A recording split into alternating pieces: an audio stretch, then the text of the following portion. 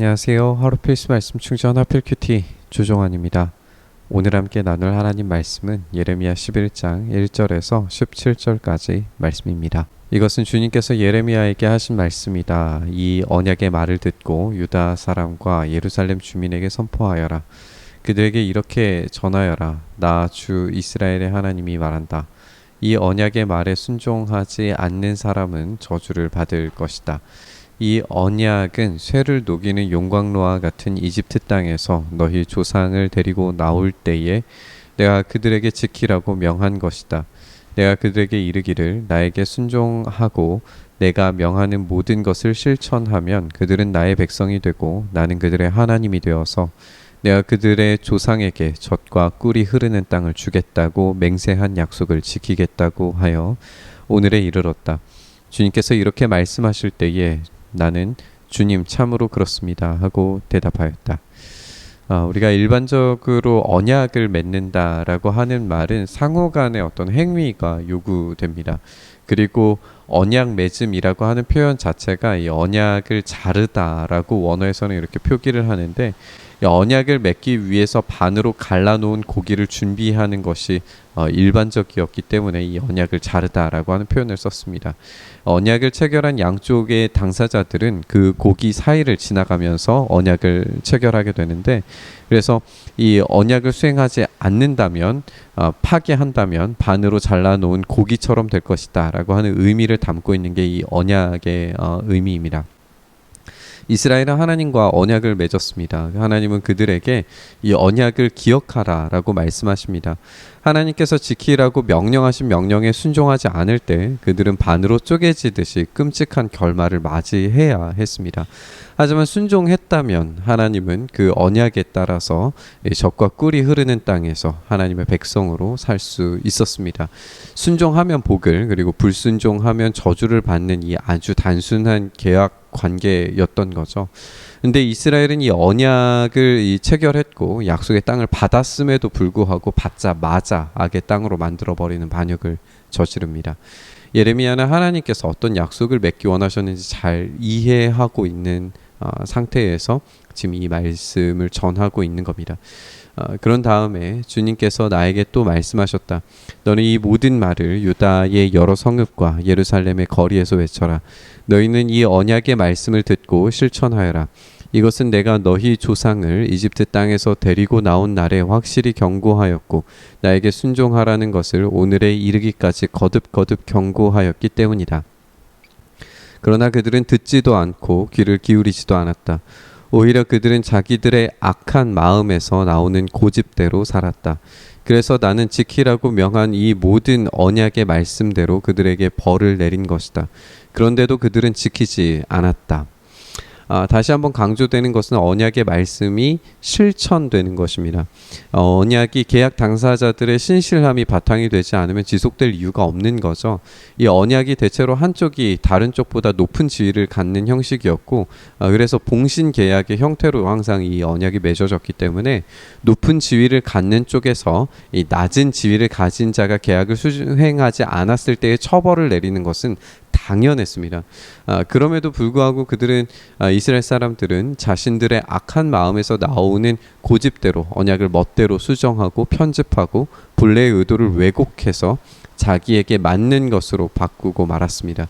이런 언약 파기에 따라서 심판이 내렸음에도 불구하고 이스라엘은 돌이킬 줄을 모릅니다. 주님께서 또 나에게 말씀하셨다. 유다 사람과 예루살렘 주민이 나를 대적하여 음모를 꾸미고 있다. 그들도 자기들의 옛 조상이 저지른 죄악으로 되돌아가고 말았다. 그 조상이 나의 말을 들으려 하지 않고 다른 신들을 쫓아다니면서 섬기더니 이제는 이스라엘 백성과 유다 백성도 내가 그들의 조상과 맺은 언약을 파기하였다. 이 언약의 파기는 조상들이 지은 그런 죄들을 그대로 답습함으로써 이루어집니다. 하나님의 심판이 하나님의 이 분노로만 이루어진 것이라면 하나님은 사랑 없는 심판자만 될 겁니다. 하지만 하나님의 심판은 단지 분노 때문만 아닙니다. 오히려 이스라엘이 먼저 언약을 파기했기 때문에 생긴 사건이었다는 것을 생각해야 됩니다. 그러므로 나 주가 말한다. 보아라, 그들이 벗어날 수 없는 재앙을 내가 그들에게 내리겠다. 그들이 나에게 도움을 간청해도 내가 응답하지 않겠다. 그때 유다의 여러 성읍에 사는 사람과 예루살렘 주민은 분향하며 섬기던 신들을 찾아가서 도움을 간청하겠지만 그 재앙의 날에 그 신들은 절대로 그들을 구하여 주지 못할 것이다. 전혀 도와줄 수 없을 것이다. 하나님이 쏟으시는 이 재앙은 그들이 어떤 도움을 어떤 대상에게 구하더라도 피할 수 없다라고 말씀하십니다. 그들의 욕망을 따라서 주어 섬기던 우상들은 헛된 것일 뿐이기 때문에 이 죽어있는 신들이 도와줄 수 있는 일은 없는 거죠. 언약의 관계에서 양쪽 당사자가 아닌 어떤 허수아비 물건과 같은 것이 이 언약을 뛰어넘는 효력을 발생시킬 수는 없습니다. 오로지 당사자들 간에만 상호 간에만 언약은 효력이 발생됩니다. 그런 측면에서도 이스라엘의 심판은 법정적인 죄책의 사유가 이스라엘에게 있다라고 하는 것을 분명하게 밝히고 있습니다. 유다 사람들아, 너희가 섬기는 신들은 너희가 사는 성읍 수만큼이나 많고 너희가 바알에게 분향하려고 세운 그 부끄러운 제단은 예루살렘의 골목길 수만큼이나 많구나. 예레미야야, 너는 이런 백성을 보살펴 달라고 나에게 기도하지 말아라. 너는 그들을 도와달라고 나에게 호소하거나 간구하지 말아라. 그들이 재앙을 당할 때에 내가 나에게 부르짖어도 내가 들어주지 않겠다. 이스라엘 사람들은 우상을 찍어내듯이 만들었습니다. 이 만연한 우상들을 하나님은 역겨워하시고 돌이킬 수 없는 진노가 일어나고 있다라고 그렇게 말씀하십니다. 그래서 하나님께서는 이 예레미야에게 어떤 긍휼을 위한 기도도 하지 말라라고 명령하십니다. 하나님은 긍휼을 베풀지 않으실 겁니다. 이스라엘의 이 언약 파기는 확정된 심판을 가져온 원인이었습니다. 내가 사랑하는 유다가 악한 음모나 꾸미더니 내 성전에 들어와서 어쩌자는 것이냐. 살진 짐승을 희생제물로 바친다고 해서 재난을 피할 수 있겠느냐. 구원의 기쁨을 누릴 수 있겠느냐. 유다야, 한때에 나 주도 너를 잎이 무성하고 열매가 많이 달린 올리브 나무라고 불렀으나 이제는 요란한 천둥 소리와 함께 내가 그 잎을 불로 사르고 그 가지를 부러뜨리겠다. 이스라엘과 유다를 나무처럼 심어주신 만군의 주님께서 너희에게 재앙을 선포하셨다. 이스라엘 백성과 유다 백성은 내 마음을 상하게 하려고 바알에게 분향하였으니 저지른 그 죄악 때문에 그들에게 재앙을 내리겠다.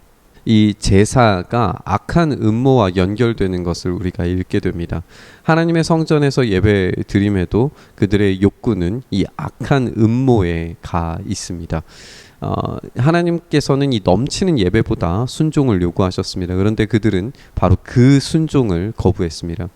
이전에 풍성하고 아름다운 열매를 많이 맺을 것으로 기대되었던 나무는 사라지고 없는 거죠. 우주 만물을 다스리시는 분께서 천둥과 불로 잎을 불사르고 가지를 부러뜨리십니다. 바알이 천둥을 내리고 잎을 자라게 하는 이 풍요의 신으로 소개됐지만 거짓된 신이 할 수 있는 일은 없습니다. 그럼에도 불구하고 이스라엘은 바알을 의지하려고 하고 있습니다. 언약을 깨뜨린 죄의 결과는 참혹할 뿐이죠.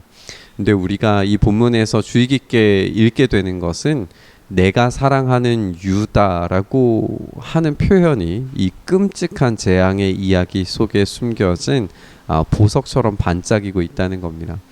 하나님은 이 진노 속에서도 사랑을 잊지 않으십니다.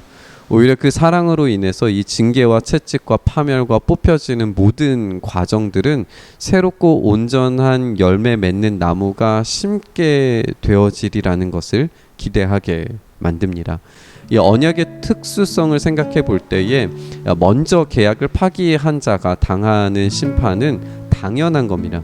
하지만 계약을 파기한 자를 향해서 끊임없는 사랑과 관심으로 새로운 언약을 맺으려고 하시는 하나님은 전혀 당연하지 않습니다. 하나님은 이 배신자들을 사랑하시고 그들이 돌이키기를 원하십니다. 그들을 구해달라고 기도하지 말라라고 말씀하시는 하나님은 그들이 스스로 돌이키기를 간절히 기다리고 계시는 역설을 보여줍니다. 우리는 이 언약에 담긴 위대한 사랑을 기억해야 됩니다. 우리가 먼저 하나님을 사랑한 것이 아니라 하나님께서 먼저 우리를 사랑하셨습니다. 먼저 사랑하신 분께서 자기의 모든 것을 버려서 십자가에서 우리의 사랑을 확증하셨습니다. 새로운 언약을 이렇게 체결하셨죠. 이제 모든 무거운 의무는 사라지고 자유로운 복종만 남았습니다. 이 자유로운 복종을 선택하는 자들에게는 이전보다 더 좋은 것, 이 부활을 제공하실 겁니다. 여전히 이 자유로운 복종을 거부하고 언약을 거부하고 깨뜨리는 자들에게 돌아갈 것은 더욱 가중되는 죄의 확인, 이 정죄뿐이죠. 오늘 이 언약의 당사자로서 자유롭고 가벼운 십자가를 지고 가는 삶으로서의 이 복종을 결단하면서 우리 묵상의 자리로 나아가시죠. 주님, 그렇습니다. 우리를 끊임없이 끝까지 사랑하시는 주님으로 인해서 우리가 이 놀라운 새로운 언약 안에서 새로운 희망과 소망을 발견합니다. 지금 우리의 삶이 그 언약에 합당한 삶을 살아가지 못하고 있을 때에 주님, 우리에게 다시 한번 힘을 주시고 용기를 주시고 능력을 주셔서 이 언약에 합당한, 그 언약에 부합하는 자유로운 복종을 주님께 온전히 드려서 십자가 따라가는 삶, 그 영원한 생명, 그 영원한 복락을 누리는 우리의 인생 될 수 있도록 주여 은혜 더하여 주시옵소서. 그렇게 우리의 삶 붙드시길 소망하며 우리 주님 예수님 이름으로 기도드리옵나이다. 아멘.